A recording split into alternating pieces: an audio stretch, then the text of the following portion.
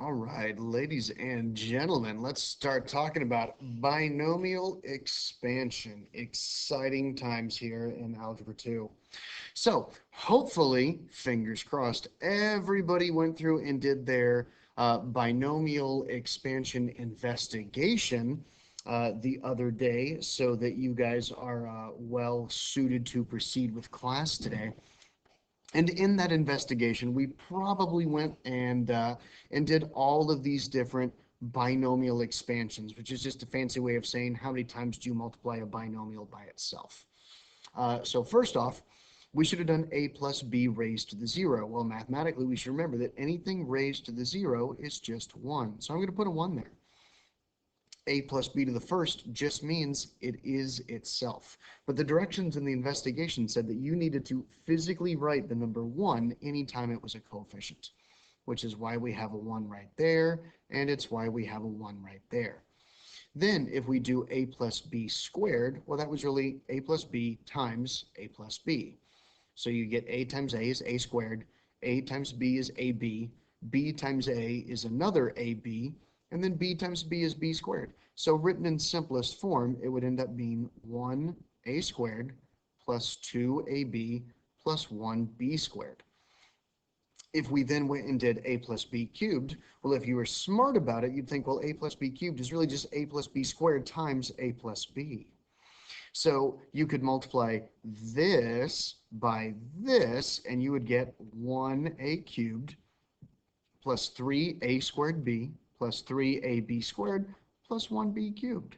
Okay, and then if you did it to the fourth, you'd get 1a to the fourth plus 4a cubed b plus 6a squared b squared plus 4ab cubed plus 1b to the fourth. And a lot of this just seems like a whole lot of mathematical nonsense. Like, why are we doing this? Okay, and maybe you kept going and kept going and kept going and kept going.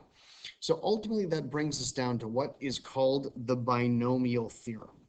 Now, what you see right here is not actually how we're going to go about doing that. And we're not going to go about doing it this way because A, it uses sigma notation, which we probably haven't seen yet, but it also uses this concept called a combination, or n choose k. That is its own mathematical formulation that we haven't really learned and you haven't learned in any previous math classes. So I just wanted to show you that this is technically speaking what the binomial theorem is. And basically it says, anytime you have a binomial, if you raise it to literally any power, it is just a whole bunch of things that are added together, which is what this sigma notation means mathematically. The coefficient is going to come from this n choose k parameter, and then our x is going to be raised to a certain exponent, and the y is going to be raised to another exponent.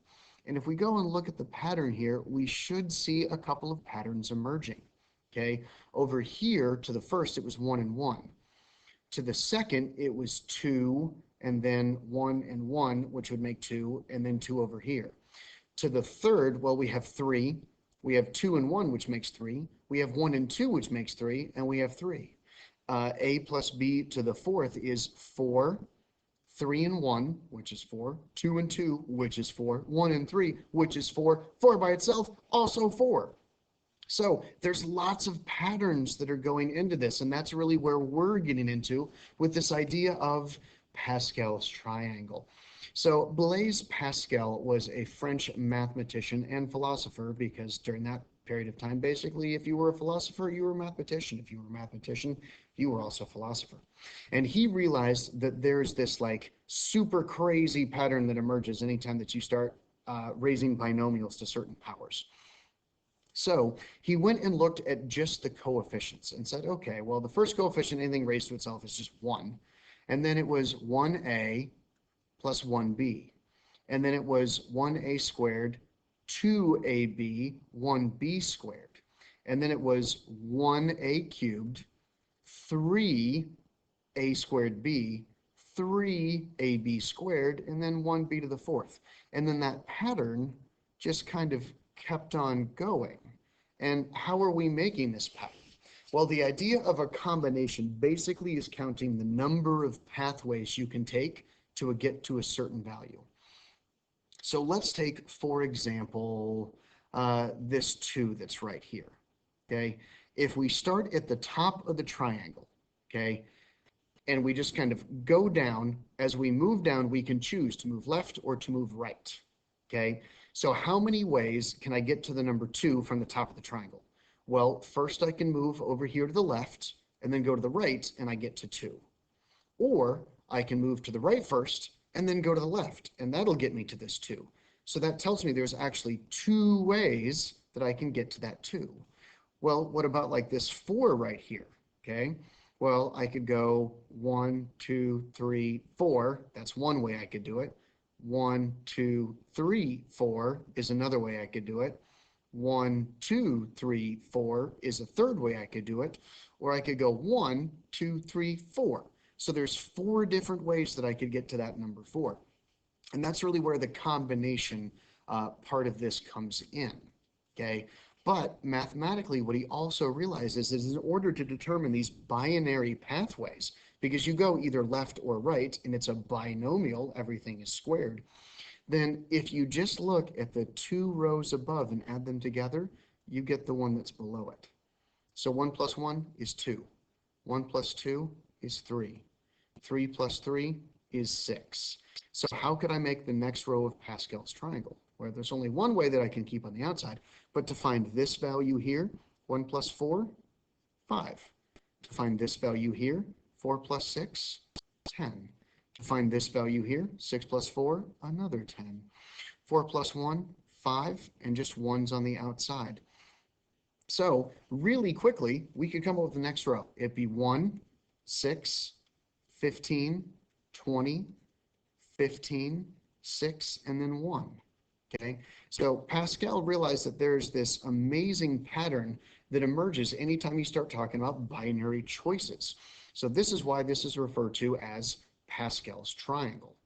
So with Pascal's triangle, what we can do is we can associate it and say that this Pascal's triangle gives us the coefficients for a plus b raised to the n, where n equals 0 is at the top, n equals 1, n equals 2, n equals 3, n equals 4, n equals 5, n equals 6, etc., etc., etc.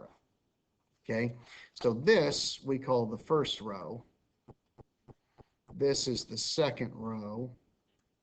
This is the third row. And again, etc., etc., etc. So if your exponent n is 0, it's just going to be 1.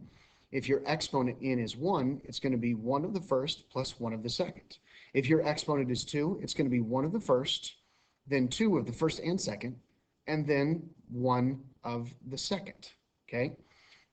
So we can use Pascal's triangle as a super helpful way to help us expand binomials really, really quickly. Because otherwise, every time you had a new problem, you'd have to start from scratch and multiply like a plus b by itself 4 times. Instead, this way, we can kind of use this nice little pattern, okay, that gets us there, all right? So we've talked about the coefficients, but what about those exponents? That's really what this little pattern right here is, this n minus k and k, all right? So basically, n minus k plus k will always equal n.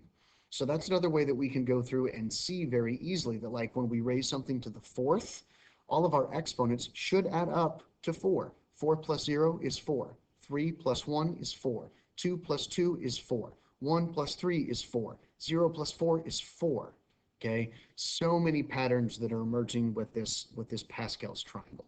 Okay. So now let's start trying to use Pascal's triangle as a shortcut way to have a binomial that's been raised to a power, okay? So first, we're not going to do a whole thing. We're just going to do bits and pieces of it. It's actually a little bit easier using the straight up binomial theorem, but we're going to go at using Pascal's triangle for these two. So first, it says find the numbers on the 9th row of Pascal's triangle. So that's where n equals 8. So if I'm going to go and do this, I'm going to construct Pascal's triangle from scratch. It's something that we should all be really, really familiar with and be able to do really easily, okay? So let's practice going and writing it out, okay? It's going to start with a 1, then a 1, and a 1. Then 1, 2, 1. 1, 3, 3, 1. 1, 4, 6, 4, 1. 1, 5, 10, 10, 5, 1. 1, 6, 15, 20, 15, 6, and 1. All right, so that's where n equals 8. Okay, so I got 1, 1, 2, 3, 4, 5, 6, 7. Okay, so then I need to go to the 9th row. So 1, 7, 6 and 15 is 21. 15 and 20 is 35. Then another 35. Then another 21. Then a 7. Then a 1. Start to run out of room, but I'll make it 1, 8, 28. 21 and 35 gives you what? 56. Then a 70. Then a 56. Then a 28. Then a 8. Then a 1. So it's kind of squeezed in there, but what are the numbers on the 9th row of Pascal's triangle? 1, 8, 28, 56, 70, and then the pattern just repeats itself going back down. So 56, 28, 8, and 1. Okay. You'll also notice this n equals 8. Oh, ho, ho, what's that second number? 8. It's always going to kind of go and work out that way. So n is 0, n is 1, n is 2, n is 3, n is 4, 5, 6, 7, 8. Okay. This kind of second diagonal that we have there, that's always going to be the exponent power, right? There's nothing over here. Well, that's why it's into the 0. All right. So we can then use that little tidbit of information to answer the next question where it says, find just the 5th term of x plus y to the 8th.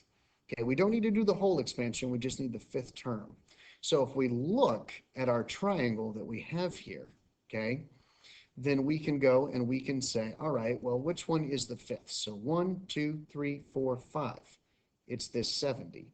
So I know that 70 is somehow going to be included here, okay? That's not all it is, though, okay? It's also going to be 70, and then whatever the first term is, okay? And my first term here is x. So this will be x raised to the 5th. And then how much do I have left that is going to be there? Which actually, sorry, it's not to the 5th. It's to the 4th because we got to go through and do a little countdown, okay? So like what I was mentioning earlier, when we start talking about countdowns, we take a look at that first term, and it's going to go x to the 8th, x to the 7, x to the 6, x to the 5. So it's actually going to be x to the 4th. Okay, so that's going to be my x to the 4th term. So then y is going the opposite way. Okay, one is an exponential count down, the other is an exponential count up. So this is going to be y to the 0, y to the 1st, y to the 2nd, y to the 3rd, and then y to the 4th. So this will be times a y to the 4th, right? Because 4 plus 4 gives you this 8 that you're looking for is your total exponent, okay? And looking at the binomial theorem, you're going to notice that as one decreases, the other increases, but they always have the same sum, okay? So the 5th term of x plus y to the 8th is simply 70 x to the 4th, y to the 4th, okay? Now, could you go through and do 8 choose 5 and you'll get 70? Absolutely, you can do that. And then using the binomial theorem, you'd get a 4 and a 4 here as well. You absolutely could. But since we're not really going through and using the binomial theorem, we're kind of sticking with Pascal's triangle. We're going to stick with using this method, okay? So now we're going to go through and do a few more examples, but instead of just finding individual terms, we're going to go through and do the whole expansion. All right, so I'm going to suggest that while we're doing this expansion, you guys have your Pascal's triangles out, the ones that we did, say, right here, okay? Have that where you can actually see it because we're going to be using that, all right? So if we're going to use Pascal's triangle to expand each binomial, the first thing I need to do is look at what the exponent is. In the first example problem, the exponent is 3. So that is telling me that I am going to be using all the coefficients where n is equal to 3, which is the fourth row of Pascal's triangle. Okay, so that's this right here. So I'm going to be using coefficients that are going to include, but maybe not only be, but are definitely going to include 1, 3, 3, and 1. So I'm going to go over here and I'm going to say I have 1 space, 3 space, 3 space, and 1. Okay. Now I'm going to go look at my first term in the binomial, which is x. And I'm going to say this is going to be multiplied by x. It starts at 3. So 3. Second one is going to be x squared. Third one is going to be x to the first. And then finally, I'm going to have x to the 0. So this is an exponential count down. My second term, okay, is 5. So that's going to be an exponential count up. So I have 5 to the first, 5 to the 0, then 5 to the first, then 5 squared, then I have 5 cubed. And you'll notice all my exponents, they always add up to 3. 3 plus 0, 3. 2 plus 1, 3. 1 plus 2, 3. 0 plus 3, 3. So now I can go and actually try and simplify all of these together, okay? So if I do that, I have 1 times x cubed times 1. Over here, I have 3 times x squared times 5. Over here, I have 3 times x times 25.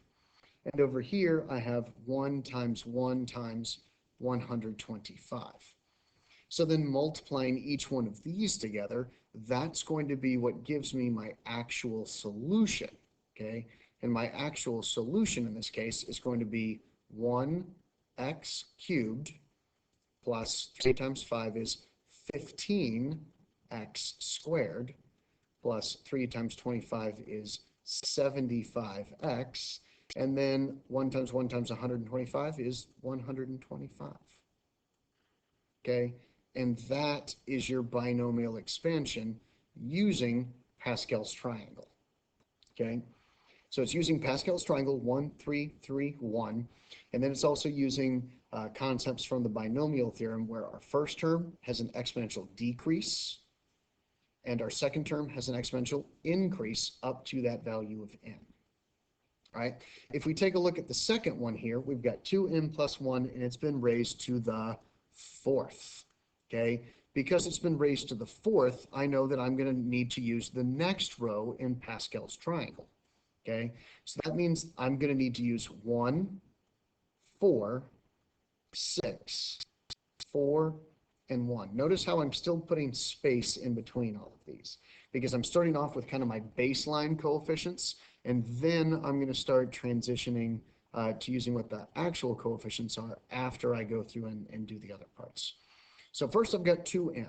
So I'm going to go 2m to the fourth, 2m cubed, 2m squared, 2m to the first, and then followed by 2m to the 0.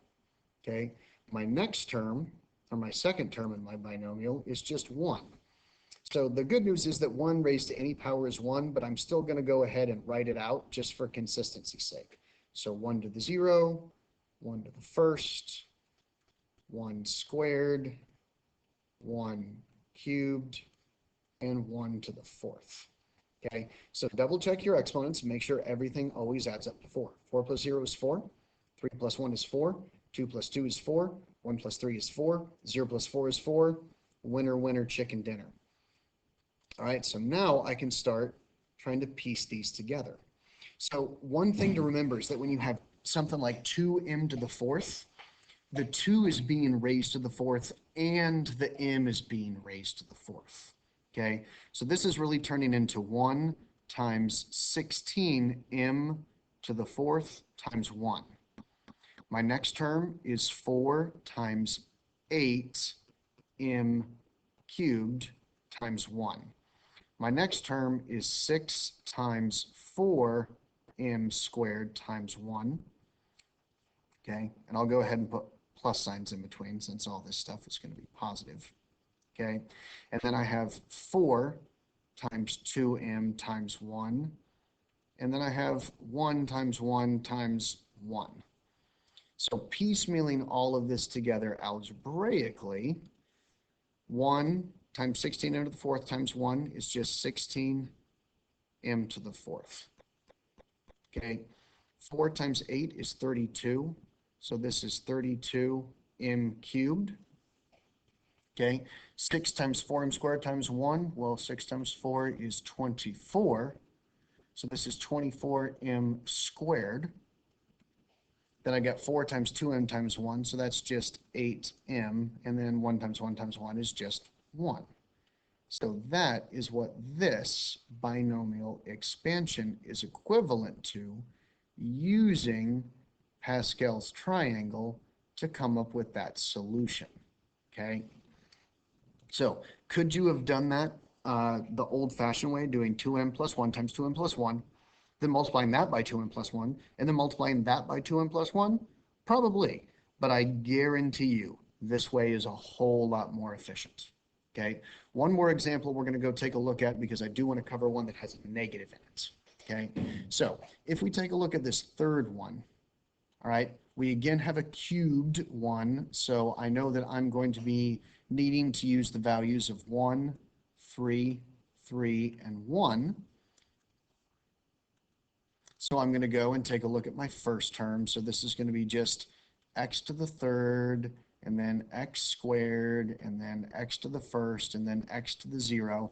I'm not putting parentheses around this one because it's just a monomial expression, but it probably is a good habit because you're going to want to remember rules like this where you have 2m to the 4th. Otherwise, you're going to end up getting a lot of problems wrong and not know why.